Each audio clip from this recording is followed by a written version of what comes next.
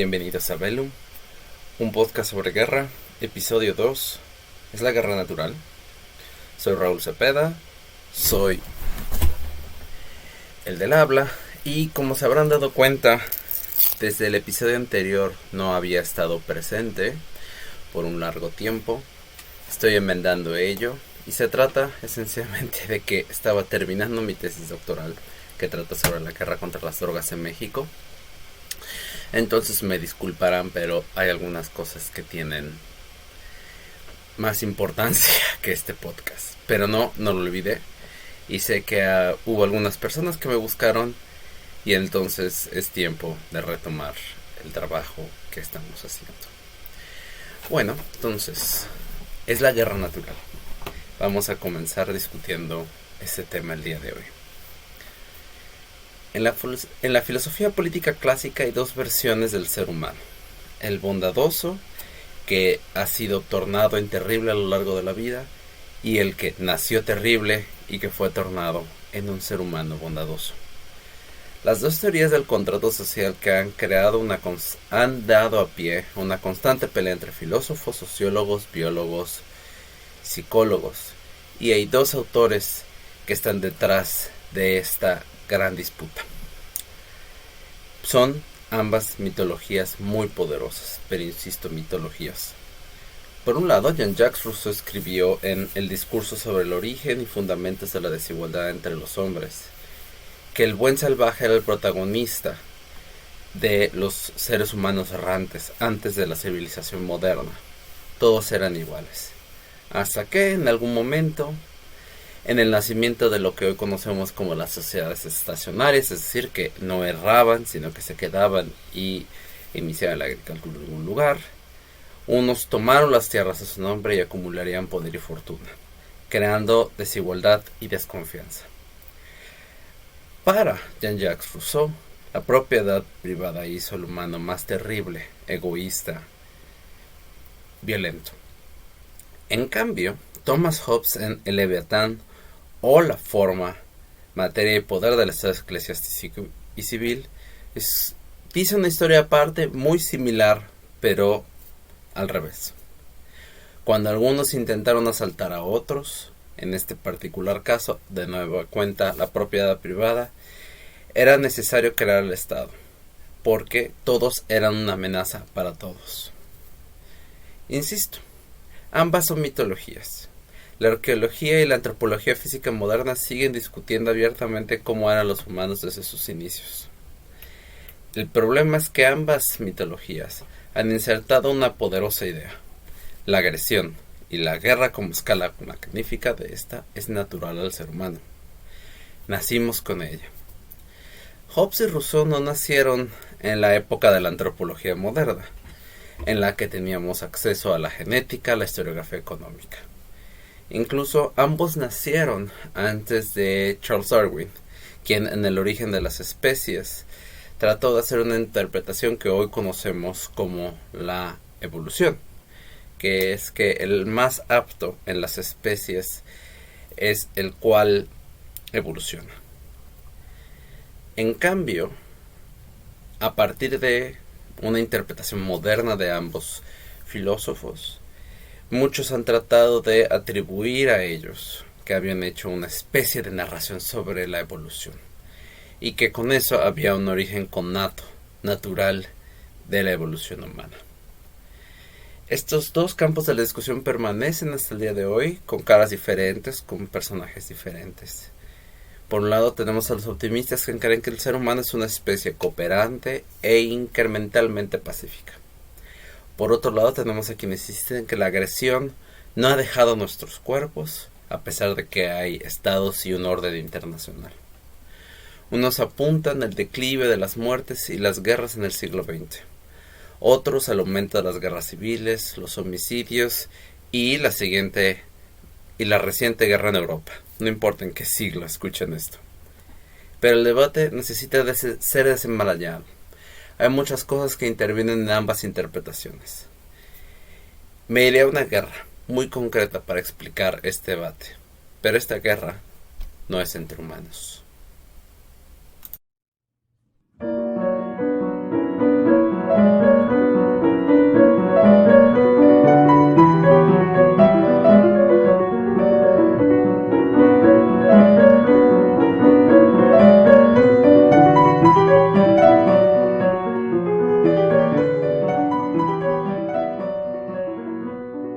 inició su carrera como bióloga en 1960. Primero para su grado universitario básico y luego para su doctorado, ambos en la Universidad de Cambridge. Goodall se estacionó en las montañas de Kenia para estudiar a las comunidades de chimpancés. Su tesis doctoral tenía un desafío poderoso a las versiones previas de la evolución humana.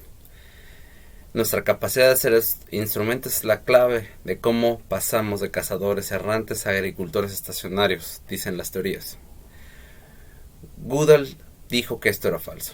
Los chimpancés también saben hacer instrumentos. Por lo tanto, bajo la definición de un ser humano inteligente que sabe hacer herramientas, los monos también deberían ser humanos, según Goodall. Sin embargo, hay otro descubrimiento durante su tesis doctoral que la dejaría perpleja. En 1974, cuando ella estudiaba la comunidad de chimpancés en el parque de Gombe en Tanzania, un conflicto violento se desató. Uno que no era entre humanos, sino entre grupos de monos. Los chimpancés batallaron con sus instrumentos y sus cuerpos por 4 años para extender su dominio sobre el valle central de Kasakela. El 7 de enero de 1974, 6 chimpancés atacaron a Godi, uno de los chimpancés que estaba comiendo en un árbol. Después de dejarlo malherido, la banda de Humphrey, que era la banda opuesta, se retiró. Gombe moriría días más tarde. Los chimpancés Kamaha batallaron contra los Kasakela por días. 7 chimpancés Kamaha morirían en una serie de batallas durante este periodo de tiempo. Solo un Kasakela murió y, claramente, los Kasakela se convirtieron en la tribu dominante del parque.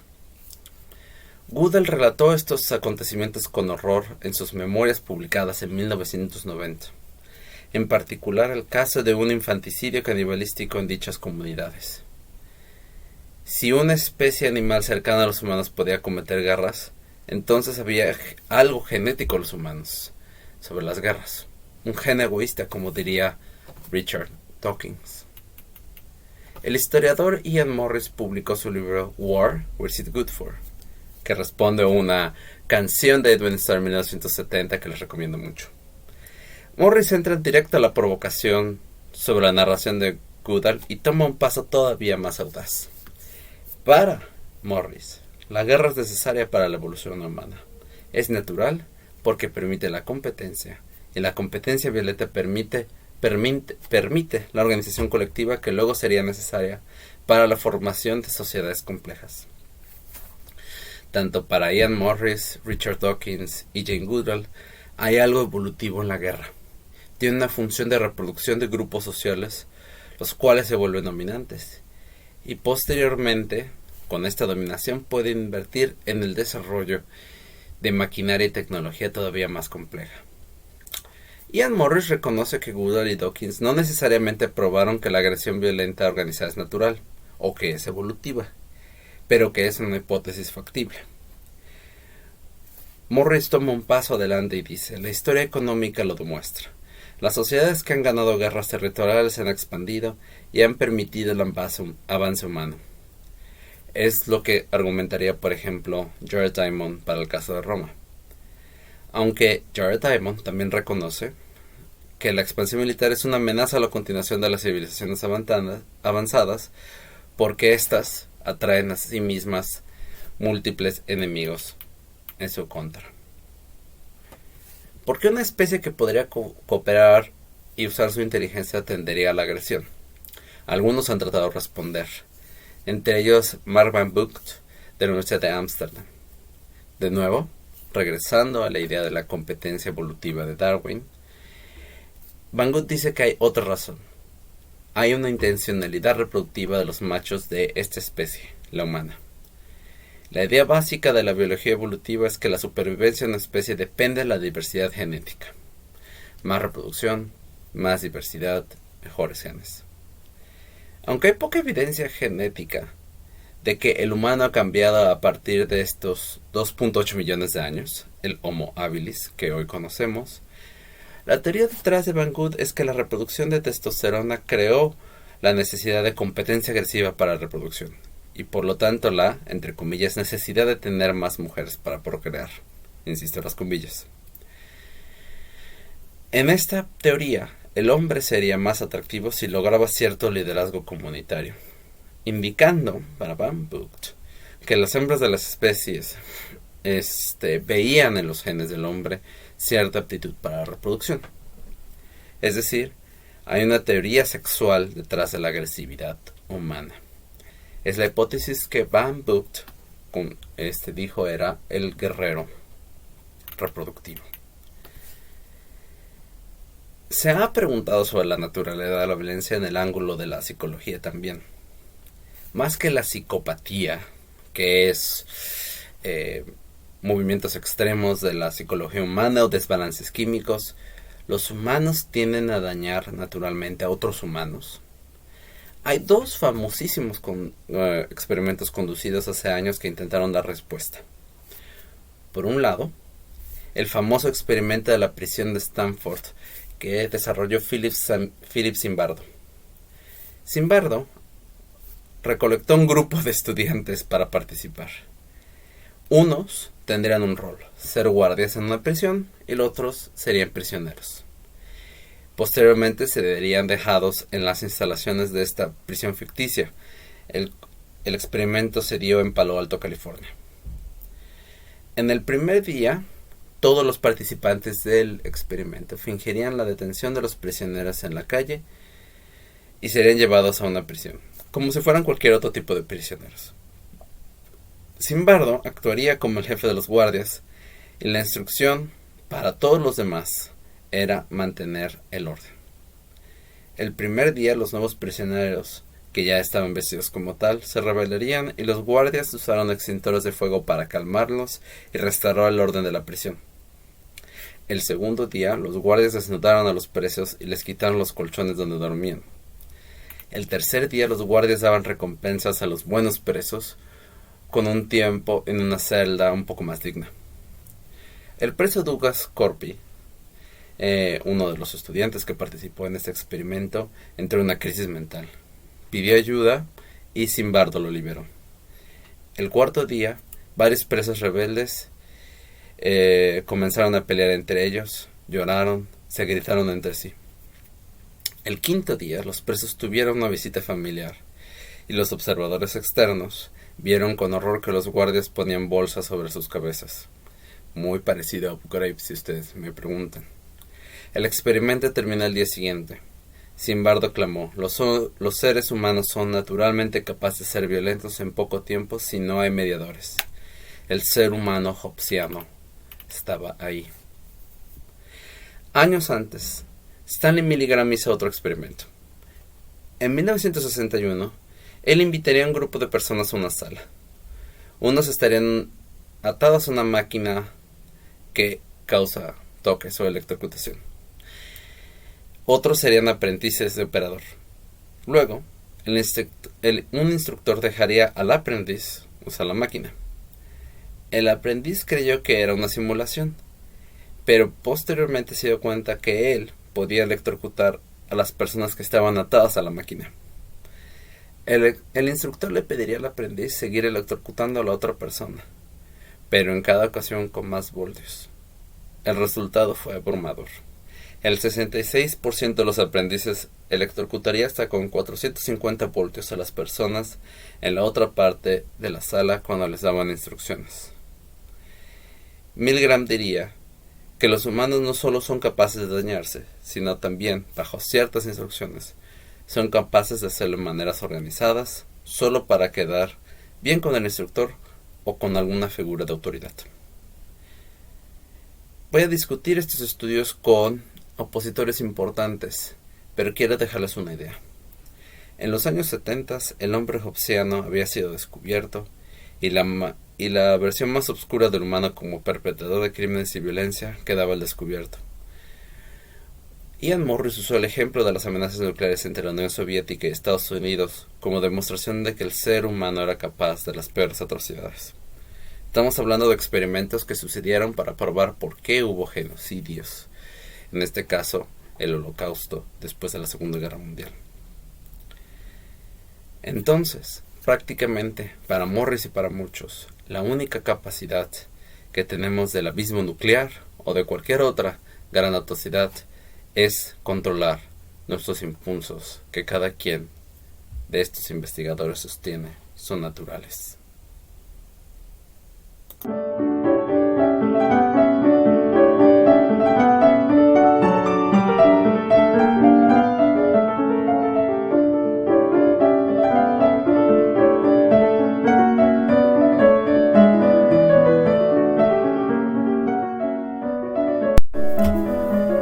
El desafío más importante a la versión anterior de los hechos también devino de un biólogo evolutivo.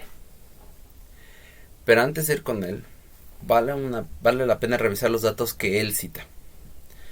Según el Programa de Paz y Conflicto de la Universidad de Uppsala, las muertes por conflictos armados han decrecido progresivamente desde 1945. Efectivamente, desde la Segunda Guerra Mundial, con el establecimiento de la Organización de las Naciones Unidas, el inicio de la guerra nuclear y la creación de los nuevos polos políticos de la época, el mundo vio algo que no solía ver desde hace mucho tiempo: paz, larga y duradera.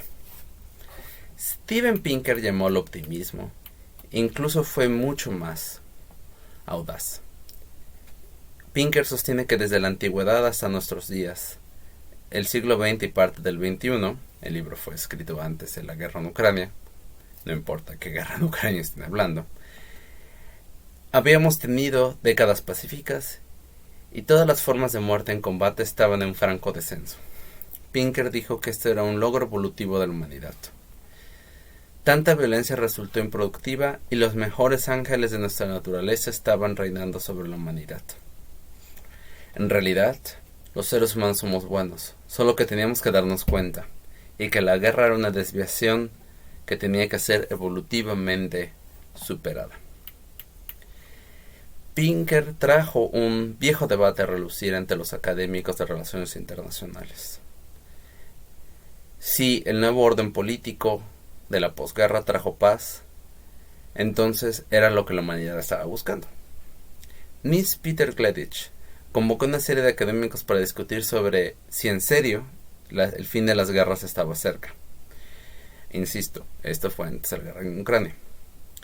Pinker dijo: la guerra es una válvula de escape social y eventualmente tendría que ser superada como un mecanismo evolutivo de organización social. Jack Levy y Thompson dicen que en realidad ha habido factores externos a nuestra naturaleza que han traído la paz. Por ejemplo, el orden global, el cambio de la naturaleza, la tecnologización de las guerras, las armas nucleares, e incluso que muchas de las guerras fueron cambiadas por ejemplo, el desarrollo de más y mejores armas letales. Thayer, en cambio, dice que hay que ser cauteloso con la medición de las guerras y de las muertes en conflicto. Efectivamente, esto se declaró, pero hubo un aumento de las guerras civiles y los conflictos internos. Barbie Moller dijo lo mismo: en realidad, el número es variable y depende de cómo se mide. Si cambiamos la tasa de muertes si cambiamos en lugar de tasa por población a muertes totales, y si medimos guerras estatales o civiles, los números son muy diferentes. Aún así, del lado optimista está Rutger Bregman. Este historiador holandés desafiaría a Morris y a Goodall, e incluso un poco a Steven Pinker, y dice: en realidad el problema es de ángulo analítico. La humanidad observa más guerras, pero la vida cotidiana de la mayoría de los humanos es pacífica. No hay una guerra en cada calle del planeta Tierra. Sí, hay violencia y crimen, pero no necesariamente vivimos en un mundo hobbesiano. Si esto fuera cierto, no habría cesar-el-fuegos o cualquier ejemplo de humanos abandonados en una isla como el Señor de las Moscas terminaría en un drama mortal. En realidad, el humano es cooperativo, bueno, y en medio de su bondad es convencido que la violencia colectiva los protegerá.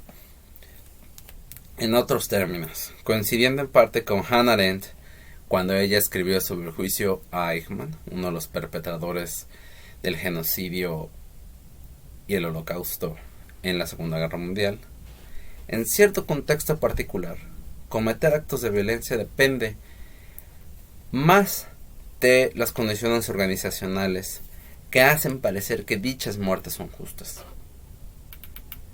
Lo que Steve Milgram y Zimbardo Philip demostraron es que había una lógica burocrática del mal que posteriormente Hannah Arendt explicó. Todo esto en realidad es otras cosas, según Bergman. Según él, la mayor parte de los participantes en los experimentos de Milgram y Zimbardo querían ayudar a un fin mayor, el progreso científico. Ellos hicieron algo que en sociología se le conoce como el teorema de Thomas, citado en su momento por Robert Merton. Si creemos que algo es real, esto será real en sus consecuencias.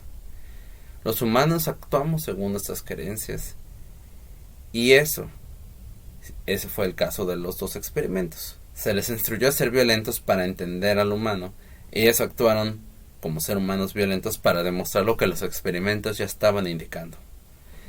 Esto es algo que se le llama como un sesgo cognitivo.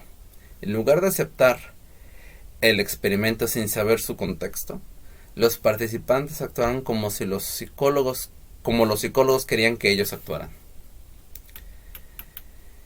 Es justo en el tema de los orígenes del totalitarismo de Arendt y el juicio a Eichmann.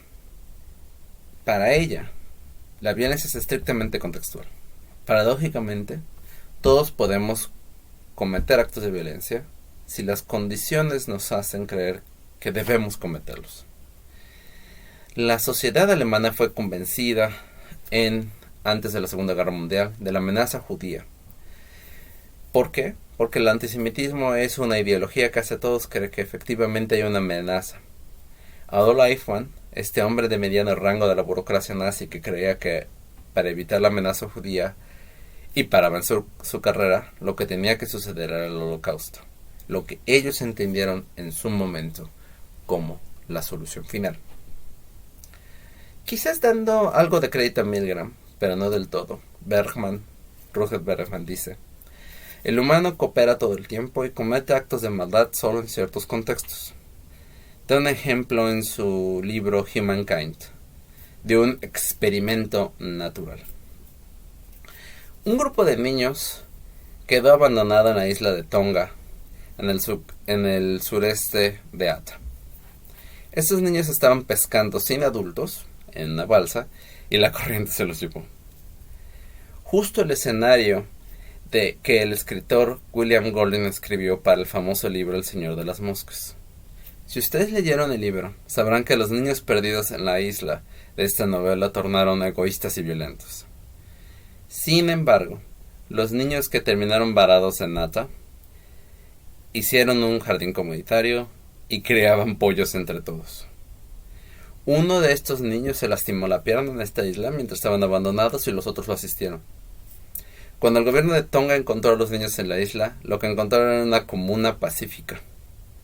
Lejos de lo que Zimbardo o Milgram encontraron en sus experimentos, el humano parecía más bien un cachorrito pacífico.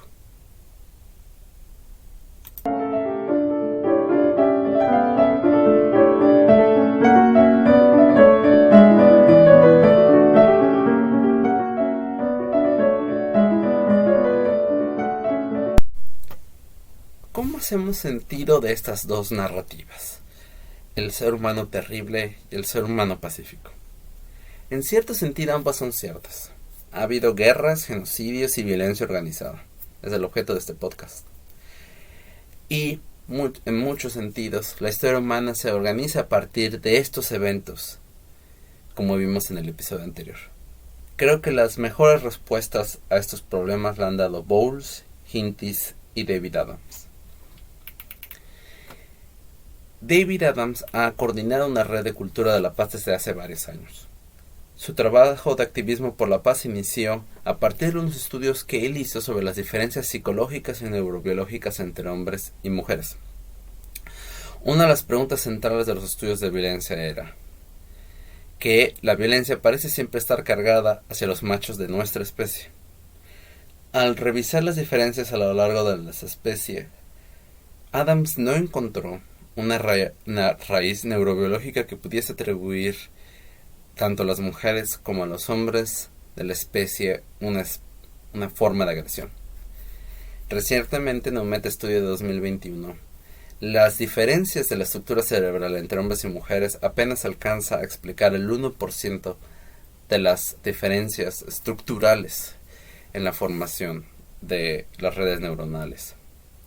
Es decir, para resumir, no hay diferencia biológica que entre hombres y mujeres, como Adams sostuvo en 1983.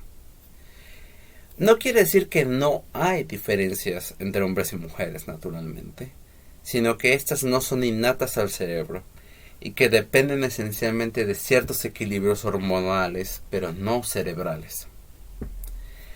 Este y otros descubrimientos llevaron a un grupo de científicos auspiciados por Federico Mayor, director general de la UNESCO, a lanzar la Declaración de Sevilla sobre la Violencia de 1983, en la cual afirmaron que la violencia no es una tendencia animal heredada o de la naturaleza humana. No hay tal cosa como un cerebro violento o que haya motivaciones instintivas a la violencia. Esencialmente, para los científicos que firmaron la declaración, la violencia y la guerra son productos culturales de los humanos. Y, si son productos culturales de los humanos, la paz también. Si no es un humano pero hay violencias, ¿por qué los humanos hacen guerras? Los economistas Paulsen y Hintis escribieron un libro llamado Una especie cooperativa, en la cual tiene un argumento muy sencillo. Los humanos cooperan, y cuando hay humanos que van contra la cooperación, los conflictos se inician. Es decir, hay castigos contra los seres humanos no cooperantes y se crean límites entre humanos para mantener nuestros mecanismos de cooperación. Por ejemplo, hay similitudes en nuestros mecanismos de cooperación, las religiones, por ejemplo. Pero cuando estos mecanismos son violados, los humanos parecemos que usamos la violencia para regresarnos al redil organizacional. Es un argumento muy similar al que usó Christopher Blattam en su libro de ¿Por qué peleamos? Peleamos porque hay que defender a nuestros grupos identitarios que permiten la cooperación. Pero no hay conflictos identitarios hasta que haya amenazas reales. Previo a estas amenazas reales, usualmente lo que encontramos en la humanidad es vastos ejemplos de cooperación interracial e interreligiosa a lo largo de la historia. Pero esta suele romperse cuando un grupo en específico dentro de estas categorizaciones identitarias rompe la cooperación colectiva, como diría Sina Malekshevich. Contrarios a la idea de la racionalidad económica hobbesiana, hay una serie de experimentos y estudios sobre juegos cooperativos. Los humanos cooperan más de las veces que no cooperan y castigan a los no cooperantes. Quien conoce de economía se dio cuenta que no usé los juegos o el dilema del prisionero antes, justo porque hay una serie de estudios que van más allá de los juegos que castigan a las personas o que castigan a los no cooperantes. Y hay en realidad un montón de estudios sobre usualmente cómo los humanos llegan a cooperar. Los humanos usualmente parece ser que toman decisiones para buscar nuevos arreglos cooperativos. En cambio, cuando no encuentran forma de llegar a estos juegos cooperativos, la guerra inicia. Pensemos de nuevo en la guerra de los chimpancés con pez. En realidad, lo que parece es que Goodall vio un rompimiento de los acuerdos de coexistencia entre tribus de chimpancés y por lo tanto ambos grupos de chimpancés se vieron amenazados. Uno de los dos grupos tuvo que restaurar la cooperación. Al final parece ser que estamos perdiendo algo de vista en las guerras, como dice Blattam o Bergman. Las guerras acaban y la vida pacífica tiende a restaurarse otra vez. Podemos argumentar quizás que la guerra o la violencia son naturales, sin argumentar que también lo son la paz y la cooperación.